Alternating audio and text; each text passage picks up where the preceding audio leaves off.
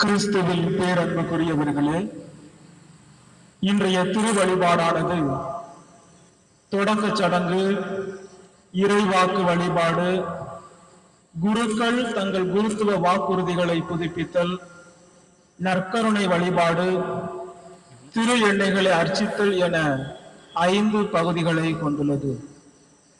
இன்றைய திரு வழிபாட்டில் 2 முக்கியமான நிகழ்வுகளை நாம் கொண்டாடுகின்றோம். முதலாவதாக, குருக்கள் தங்கள் குருத்துவ வார்த்தைப்பாடுகளை புதுப்பித்தல். இரண்டாவதாக, திரு எண்ணெய்களை அர்ச்சித்தல். ஆயரின் குருத்துவ முழுமையை குறிப்பவற்றில் கிறிஸ்மா திருப்பலியும் ஒன்று.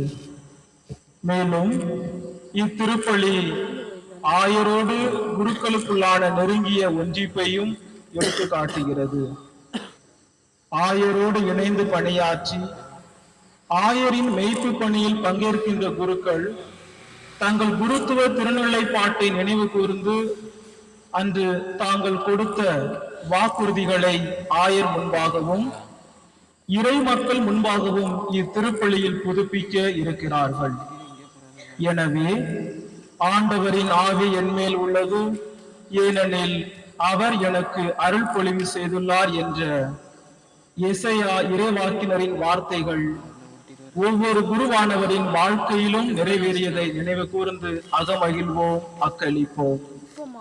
இறைவனுக்கு இக்குருக்களோடு இணைந்து நாம் நன்றி கூறுவோம். மேலும் இன்று கிறிஸ்மா எண்ணெய் திருநாள். அரசர்கள், குருக்கள், இறைவாக்கினர்கள் ஆகியோர் மீது புனிதப்படுத்தப்பட்ட எண்ணெய் பூசும் பழைய ஏற்பாட்டு பழக்கத்தை கிறிஸ்தவ திருவழிபாடு தனதாக்கி கொண்டுள்ளது.